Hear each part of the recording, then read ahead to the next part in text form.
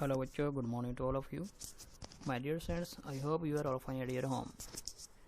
Students, today we have a chapter Challenges in Nation Building. Class plus 2 subject Political Science, chapter number 9. My dear friends, we have all discussed the challenges of nation building in our previous lecture. Firstly, I would like to clear the meaning of challenges of nation building in the form of a definition. के challenges जो nation building हमारे India को after the independence of India, what is the problem to integrate our Indian society. जो हमारी India की society थी, हमारी India की कंट्री को एक नेशन के अंदर इंटीग्रेट करने के समय कौन कौन सी प्रॉब्लम फेसेस करनी पड़ी, वो हम इस चैप्टर के अंदर पढ़ चुके हैं। हमारे जो इंडिया की इंटीग्रेशन थी वो पहले जो थी हमारी प्रिंसी स्टेट थी, फिर मर्जर ऑफ स्टेट, फिर रीऑर्गेनाइजेशन ऑफ स्टेट। ये जो बेसिक हमारी प्रॉब्लम थी इसके अंदर ही सारे टॉपिक जो हमारा पॉइंट करता है। First definition of challenges of nation building. A challenges is something new and difficult which require great effort and डिटर्मिनेशंस।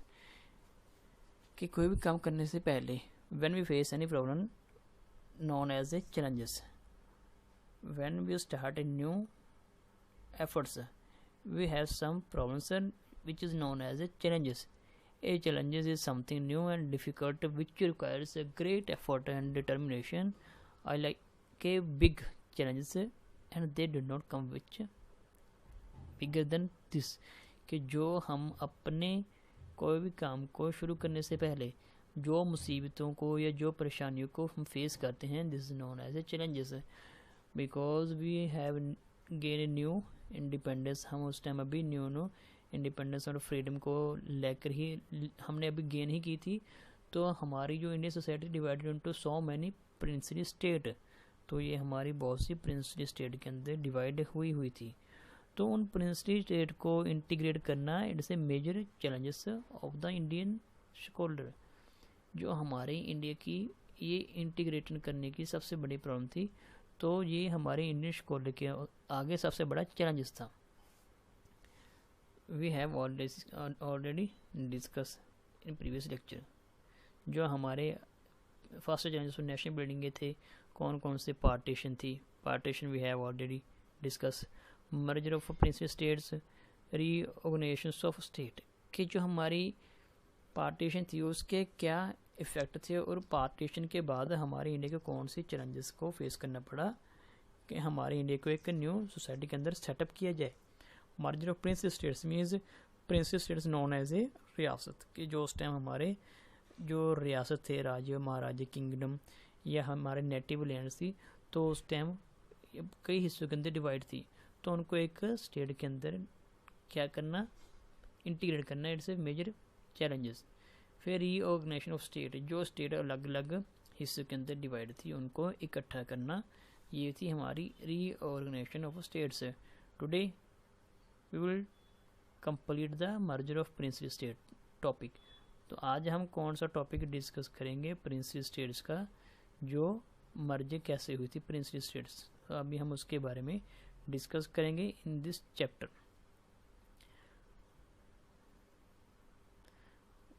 Let us come to the point meaning of princely state. Princely state क्या होती है? What do you know about princely state? के जो हमारी state under the British rule, के जो हमारी state British rule के अंडर हो, this known as a princely state. के जो हमारी स्टेट गवर्नर के जो ब्रिटिश गवर्नर थे उनके अंडर के अंदर काम करती है, but has a native land.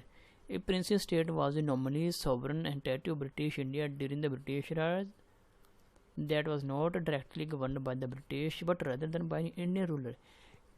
We can simple language कि जो हमारी उस टाइम की प्रिंसली स्टेट थी वो क्या थी, इनडायरेक्टली अंग्रेजों के अधीन थी। उसके ऊपर जो राज करते थे वो कौन थे, हमारे Indian ruler. Indian rulers known as a kings of India. जो उस टाइम के हमारे राजे या महाराजे थे वो अपनी प्रिंसेस स्टेट के ऊपर राज करते थे। तो जो उसके ऊपर राज होता था वो ब्रिटिश गवर्नमेंट का इनडायरेक्टली होता था, not a direct. Indirectly means कि every policy maintain by the Indian ruler. कि जो भी काम होता वो इंडियन रूलर के द्वारा ही होता था, for the betterment of the people, not a British government. के गवर्नमेंट के बनाए हुए कानून नहीं लागू होते थे, सिर्फ उस टाइम की प्रिंसली स्टेट के जो रूलर थे, इंडियन रूलर थे, वही क्या करते, इंडियन पीपल्स के ऊपर अपने लॉ को इम्प्लीमेंट करते हैं। तो ये थी हमारी princely state. Princely state in simple language we can say कि उनकी नेटिव होती थी। Princely state was a normally sovereign entity of British India during the British Raj. कि ब्रिटिश राज के अंदर क्या थी, हमारे जो इंडियन के लोगों के पास से एंटाइटी थी। That was not directly governed bye the British, के जो सीधे तौर के ऊपर अंग्रेज जो थे उनके अधीन नहीं थी, but rather than by Indian ruler, के सिर्फ उसके ऊपर हमारे इंडिया के जो रूलर थे वो ही क्या करते, अपना राज करते, अपना किंगडम बनाते। तो वो सीधी अंग्रेज़ों के अधीन नहीं थी। वो किसके द्वारा अंग्रेज़ों उसके ऊपर अपना कोई भी कानून बनाने की कोशिश करते, bye the Indian ruler. That's clear now. अभी हम बात करेंगे कि जो हमारे ब्रिटिश और इंडियन स्टेट्स हैं उसके अंदर क्या डिफरेंस था दैट टाइम। जो हमारी इंडियन स्टेट्स है known as a princely state, जो ब्रिटिश थे वो ब्रिटिश स्टेट के नाम से जाने जाते थे। तो अभी हम इसके बारे में डिस्कस करेंगे कि हमारे इंडियन स्टेट्स और ब्रिटिश स्टेट्स के बीच क्या डिफरेंस था और उनमें क्या क्या सिमिलरिटी थी या डिफ्रेंशिएट कैसे उनके अंदर हम देखते थे। ब्रिटिश इंडिया, एक तो ब्रिटिश इंडियन प्रोविंसेस थी, एक प्रिंसली स्टेट थी। Firstly we can say in simple language British Indian provinces which are directly controlled by the Britishers, कि जिसका कंट्रोल ब्रिटिशर के हाथ में था directly. It is known as a British Indian provinces. जो प्रिंसली स्टेट्स थी वो क्या थी, प्रिंसली स्टेट्स जो control of the Indian ruler, जो इंडियन रूलर के कंट्रोल के अंदर थी, that's known as a princely state. The British Indian provinces were directly under the control of the British government. In simple language कि वो जो उस टाइम की प्रोविंसेस थी वो अंग्रेज़ों के अधीन थी, अंग्रेज उसके ऊपर क्या करते, अपना लॉ मेंटेन करते। वो क्या थी, हमारी ब्रिटिश प्रोविंसेस थी। जो प्रिंसली स्टेट्स थी वो क्या थी, several large and small state ruled by princess, के जो ज़्यादा बड़े एरिया छोटे एरिया राजकुमारों के द्वारा कंट्रोल किए जाते, called the princely state. Enjoyed some form of control over their internal affairs as long as the accepted British supremacy, कि वो अपने कोई भी रिलेशन को एंजॉय करते और कुछ उनके ऊपर ब्रिटिश जो थे वो भी अपना कोई कानून या इम्प्लीमेंट करते। तो जो उस टाइम के प्रिंसेस थे, हमारे रूलर थे, इंडियन रूलर, उनको अडॉप्ट करते। If they are against for the Indian people they rejected that type of law, तो उनको वो क्या करते, रिजेक्ट कर देते हैं। Princely states covered 1/3 of the land area of the British Indian empire, कि उस टाइम हमारे जो ब्रिटिश इंडिया के पीपल का जो एरिया था वो 1/3 इंडियन पीपल कवर करते हैं। उनके ऊपर उनके क्या थे, फोर्ट्स थे, उनके महल थे, उनके अपनी अलग बिल्डिंग्स थी। That is control by the Indian ruler, कि जो इंडियन रूलर के कंट्रोल के अंदर रह के ही काम करती थी। तो ये थी हमारी ब्रिटिश इंडिया के अंदर differentiate with princely state, British Indian provinces और प्रिंसली स्टेट के अंदर ये डिफरेंस था हमारा। Next, 5 state that refuse to join India after independent, के हमारे इंडिया के अंदर क्या थी, 5 स्टेट से जो क्या थी, रिफ्यूज़ किया था उन्होंने अपने इंडिया के अंदर क्या करना, अपने आप को मर्ज करना। Understood. Firstly I would like to the meaning of princely state before the partition of India in 1947। 584 princely states, उस टाइम जब हमारा इंडिया आज़ाद हुआ था तो जो प्रिंसली स्टेट्स थी वो 584 थी उस टाइम के अंदर, जो नेटिव स्टेट्स के नाम से जानी जाती है। नेटिव स्टेट मीन्स कि जो उन लोगों की अपनी मातृभूमि थी या जिसके ऊपर वो लोग शुरू से ही रहते थे, वो उनकी अपनी स्टेट थी। There has no any control of the British government, उसके ऊपर किसी भी ब्रिटिश गवर्नमेंट का कंट्रोल नहीं था। Which were not fully and formally part of British India, ना तो ज़्यादा ना कम उसके ऊपर कंट्रोल ब्रिटिश इंडिया का नहीं था। Means British India means British people, या British law, the part of the Indian subcontinent which had not been conquered और annexed by the British but under indirect rule, कि उसके अंदर जो हमारी प्रिंसली स्टेट थी वो क्या थी, हमारी पार्ट थी किसका, अपने नेटिव स्टेट का। उसके ऊपर ना तो ब्रिटिश तो डायरेक्ट और ना इनडायरेक्टली अपना क्या नहीं कर सकते, सुपरमेसी नहीं बना सकते उसके ऊपर। हाँ, बट उनको कुछ रियायतें वगैरह देते थे जो ब्रिटिश लोग थे, जो हमारी प्रिंसली स्टेट्स थी उनको कुछ रियायतें वगैरह देते थे, ताकि वो जो लोग हैं अपने जो ब्रिटिश के लोगों के लिए उनका विश्वास बना रहे या उनका विश्वास बन जाए, तो वो उनके लिए कुछ अपनी रियासतों को क्या करते थे, सब्सिडी अलायंस वगैरह देते थे।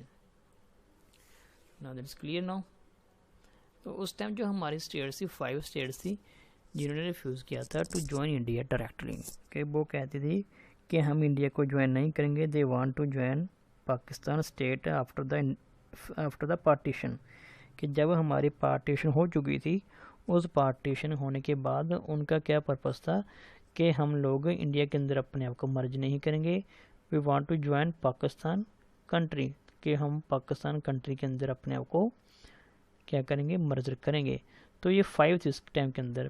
पहला थी ट्रावनकोर, फिर सेकंड थी हमारी Jodhpur, third is Bhopal, fourth Hyderabad और फिफ्थ जूनागढ़। कि जो ये फर्स्ट 3 थी ये तो with the agreement of Indian government, Sardar Vallabh भाई Patel, Pandit Jawaharlal Nehru, with the ideology of that scholars, कि ये उनकी आइडियोलॉजी के साथ इन्होंने तो अपने आप को विद द पीसफुली मर्ज कर लिया। कौन कौन सी, ट्रावनकोर, जोधपुर, भोपाल, इन्होंने। तो जो हमारी दोस्त रह गई थी हमारी princely state Bhopal and Junagadh, तो these 2 princely states not fully agree with to join the Indian state. ये पूर्ण तौर के ऊपर अपने आप को नहीं मानती थी कि हम लोग जो हैं इंडिया स्टेट को, इंडिया कंट्री के साथ अपने आप को मर्ज करें। They want to mix with the Pakistan country, ये पाकिस्तान कंट्री के साथ क्या होना चाहते थे, मिक्सअप होना चाहते थे, क्योंकि ये चाहते कि हमारे साथ जो है पाकिस्तान की प्रोवेंसी है, हम पाकिस्तान के साथ ही अपने आप को मर्ज करेंगे। Firstly we will study the Hyderabad.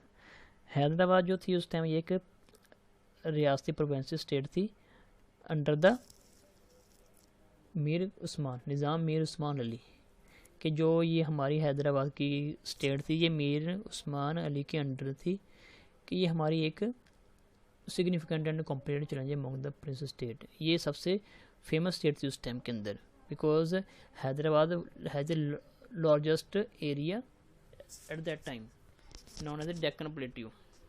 The state cover large portion of centre of India, कि ये इंडिया के अंदर सबसे ज़्यादा बड़ी स्टेट थी। If this state going merge with the Pakistan, our Indian people agree with the Hyderabad Nizam, तो वो अगर उसके साथ पाकिस्तान के अंदर वो अपने आप को मर्ज कर लेते, तो उस टाइम कुछ लोग तो थे जो हैदराबाद के निज़ाम के साथ एग्री थे, but some people are not agree with the Hyderabad Nizam to join Pakistan country. उस टाइम जो उनका नवाब था वो निज़ाम मीर उस्मान अली था।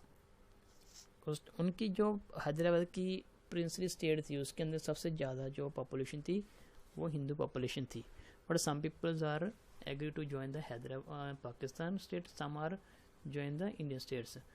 तो ये उस टाइम के अंदर सबसे बड़ी प्रॉब्लम थी उनके लिए। When the British decided to leave, the Nizam was very clear on his demand for an independent state and consequently being a member of the British Commonwealth. Hyderabad के निज़ाम को ऑफ़र किया था कि वो अपनी स्टेट को ब्रिटिश इंडिया के साथ मर्ज करे, मर्ज करने के बाद वो क्या है उसका एक कॉमनवेल्थ का मेंबर बन जाए, जो ब्रिटिश कॉमनवेल्थ था उनका मेंबर बन जाए। Lord Mountbatten, however, made it very clear that the Crown would not agree to Hyderabad become member of the British Commonwealth. बिल्कुल उसने कहा कि ये जो हैदराबाद का निज़ाम है वो एग्री नहीं करता कि हम लोग इंडिया के अंदर अपने आप को मर्ज करें, ब्रिटिश कॉमनवेल्थ का एक हिस्सा बने। फिर उसके बाद लॉर्ड माउंटबेटन जो था उस टाइम का हमारा, उन्हें क्या किया, resigned in June 1948 the Congress government decide to make a more decisive turn. उसने तो कह दिया कि जो हमारे हैदराबाद का निज़ाम है वो एग्री नहीं है किसके अंदर, टू मर्ज इंडियन कम्युनिटी, हमारी इंडिया की जो कम्युनिटी है, इंडिया की जो कंट्री है, उसके अंदर हैदराबाद स्टेट को मर्ज करने के लिए। फिर क्या हुआ, on September 13 Indian troops were sent to Hyderabad. पहले तो उन्होंने एग्रीमेंट के साथ, बातों के साथ, समझौतों के साथ हैदराबाद का जो निज़ाम था मीर कासिम, उसको एग्री किया अपनी प्रिंसेस स्टेट को इंडिया के अंदर मर्ज करने का। But they reject their proposal to join the Indian community.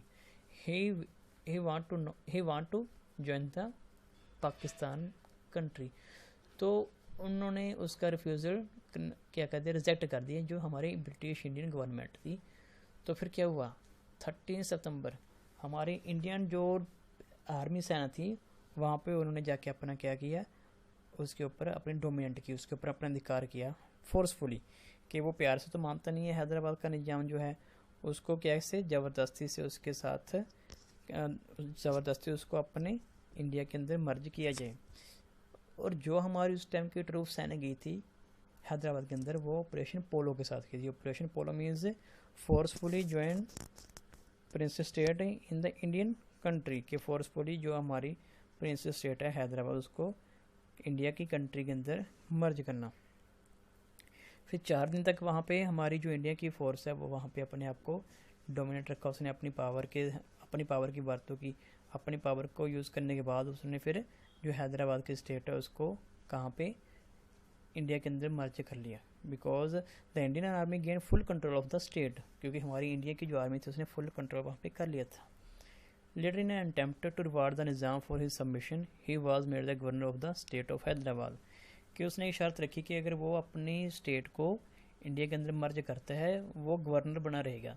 तो उसकी इस शर्त को क्या कर लिया, एक्सेप्ट कर लिया कि वो अपनी स्टेट का गवर्नर भी बना रहेगा if he will join the Indian country, अगर वो इंडिया कंट्री को ज्वाइन कर लेता है, मर्ज कर लेता है अपनी स्टेट को इंडिया स्टेट के अंदर, तभी वो क्या है, गवर्नर के नाम पे या गवर्नर ही बना रहेगा। फिर नेक्स्ट जो हमारी थी उसके बाद जूनागढ़। ये जूनागढ़ जो है हमारी हैदराबाद का एक हिस्सा था। Apart from Hyderabad there was one more state that had not accepted to the Indian union by August 15, 1947।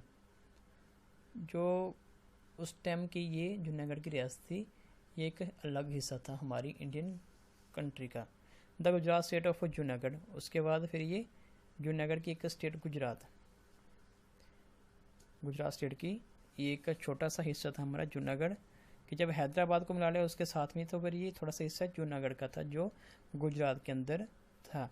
Hyderabad जब मर्ज हो गया तो जूनागढ़ का कुछ हिस्सा जो गुजरात के अंदर था उसको मर्ज करने की सबसे बड़ी बेसिक जो प्रॉब्लम थी वो हमारे इंडियन फिलोसफर जो स्कॉलर थे उनको फेस करनी पड़ी। हमारे जो कॉन्स्टिट्यूशन मेकर थे वो कहते थे कि अगर जूनागढ़ रियासत जो है हमारी गुजरात की, अगर वो हमारी इंडिया के अंदर मर्ज नहीं होती फिर वो पाकिस्तान के अंदर अपने आप को मर्ज कर लेगी। बट उस टाइम जो हमारे सरदार वल्लभ भाई पटेल थे, they have a big idea to join the Junagadh into the India, कि उनके पास बहुत से आइडिया थे कि वो अपनी जूनागढ़ जो रियासत है गुजरात की उसको पाकिस्तान से ना मिलाकर अपने इंडिया के अंदर उसको टर्न किया जाए, मिलाया जाए, ताकि जो हमारे इंडिया के लोग हैं वो अपने आप को एक इंडिपेंडेंट और अपने आप को इंडिया का हिस्सा मानने लगें। Junagadh was the most important among the group of Kathiawar state head to the Nawab Mohabbat Khan जी। उस टाइम जो मोहब्बत खान नवाब था अपना जूनागढ़ का, वो क्या कहता था कि हमारा जो ये स्टेट है, हमारी जो प्रिंस स्टेट है, हम इसको अपने किसके साथ, पाकिस्तान के साथ मर्ज करना चाहते हैं। Because Mohabbat Khan overruled large population of Hinduism, की जो हिंदू पॉपुलेशन थी वो सारी की सारी उस टाइम का जो मोहब्बत खान का प्रिंस स्टेट का एरिया था वो उसके अंडर थी। तो वो क्या कहते थे, वो कहते कि हम इसको अपने आप को पाकिस्तान के अंदर मर्ज करें। बट जो उस टाइम के वल्लभ भाई पटेल थे उन्होंने अपनी सेना भेजी, किसके लिए, जो जूनागढ़ की रियासत है उसको अपने इंडिया के अंदर मर्ज करने के लिए ट्रूप्स के अंदर सेना भेजी। और लॉर्ड माउंटबेटन थे उस टाइम के हमारे गवर्नर, उनको ये पसंद नहीं था कि हमारे जो वल्लभ भाई पटेल थे उन्होंने अपनी सेना भेज के उसको फोर्सफुली इसके अंदर मर्ज किया। तो वल्लभ भाई पटेल के मन में आइडिया आया कि कैसे गवर्नर को खुश किया जाए ताकि हमारे जो इंडिया पीपल हैं उनके अंदर कोई टू नेशन थ्योरी का कंसेप्ट ना हो, कि उनके अंदर ये बात ना हो कि हम लोग जूनागढ़ की कुछ रियासत को पाकिस्तान के अंदर रखेंगे, कुछ को इंडिया के अंदर रखेंगे। तो उन्होंने क्या किया, वहाँ पे वल्लभ भाई पटेल ने लॉर्ड माउंटबेटन को खुश करने के लिए उनको, अगर वो खुश ना करते तो वो लॉर्ड माउंटबेटन जो थे वो टू नेशन थ्योरी को एक्सेप्ट करते। मीन्स कुछ को हिंदू लोग जो थे कुछ या कुछ मुस्लिम लोग थे उनको पाकिस्तान के अंदर मर्ज करवाते और कुछ को इंडिया के अंदर। तो वल्लभ भाई पटेल ने उस टाइम वहाँ पे एक इलेक्शन करवाई, मीन्स के which people want to join the Pakistan he will join by the voting system. उन्होंने फिर वोटिंग रखे, जिसको सबसे ज़्यादा वोट होंगे वो जो जूनागढ़ के लोग हैं वो अपने आप को पाकिस्तान के अंदर या इंडिया के अंदर मर्ज कर सकते हैं। तो सबसे ज़्यादा जो वोटिंग है उस टाइम की, वो वोटिंग किसके मतलब फेवर के अंदर हुई, वो सबसे ज़्यादा जो वोटिंग हुई थी इंडिया के फेवर के अंदर, because Mahabat Khan ruler of Junagadh control over large population of Hinduism और सम मुस्लिम्स, के उस टाइम उन्होंने जो सारे हिंदू और मुस्लिम थे वो क्या कहते थे कि हम लोग जूनागढ़ को पाकिस्तान से नाम मिला के इंडिया के अंदर ही रखेंगे, क्योंकि बिकॉज वी लव इंडिया, हमें इंडिया से प्यार है, हम इंडिया के राइट्स को, हम इंडिया की पॉलिसी को अपने लिए अडॉप्ट करेंगे और हमारे लिए जो इंडिया कानून बनाएगा हम उनको अडॉप्ट करेंगे। तो उन्होंने उस टाइम क्या किया, इलेक्शन करवाई, और आफ्टर 20 फरवरी 1948 ए प्लेबिस्साइट मीन्स जनमत, जिसको कहते हैं वोटिंग हुए, जहाँ पे जो 91% of voters choose to India, के वहाँ के जो 91% जो लोग थे उन्होंने इंडिया को चूज़ किया, because they understand India is a native land of hours. वो चाहते थे कि जो हमारी इंडिया है वो हमारी नेटिव लैंड है, हम अपनी नेटिव लैंड को नहीं छोड़ सकते। इसलिए उन्होंने क्या किया, अपनी वोटिंग के द्वारा 91% लोगों ने इंडिया को चूज़ किया। ये वोटिंग कब हुई थी, 20 फरवरी 1948 under the supervision of Vallabh भाई पटेल। वल्लभ भाई पटेल के जो सुपरविज़न है उसके अंदर वोटिंग हुई थी, ताकि लोगों को ये अपना अधिकार मिल सके कि उन्होंने कहाँ रहना है, क्योंकि फोर्सफुली अगर हम उसको अपने इंडिया के अंदर मर्ज करेंगे तो कुछ लोग जो हैं वो पाकिस्तान को सपोर्ट करेंगे और पाकिस्तान के अंदर रहना पसंद करेंगे। तो लोगों से हम इलेक्शन करवाते हैं ताकि लोगों के व्यू जो हैं वो हम लोग जान सकें कि लोग कहाँ पे रहना ज़्यादा पसंद करते हैं। तो जब वोटिंग हुई, वोटिंग के अंदर पता चला 91% people want to join India, तो फिर उनको जूनागढ़ की जो रियासत है गुजरात की, तो उसको कहाँ पे हमारी इंडियन सोसाइटी या हमारी इंडियन कंट्री के अंदर ज्वाइन कर लिया गया, ताकि लोगों को अपने लोगों के साथ, दूसरे जो लोग हैं इंडिया के लोग, उनके साथ अच्छे से रिलेशन बनाने के मौका मिले और वहाँ पे अपने आप को वो सेफ महसूस करें। That's for my dear students. Next we will meet next point, reorganisation of state. It is the last topic of our this chapter. Today this chapter has been closed. Today we will next day we will meet again with a new concept. So thank you my dear students.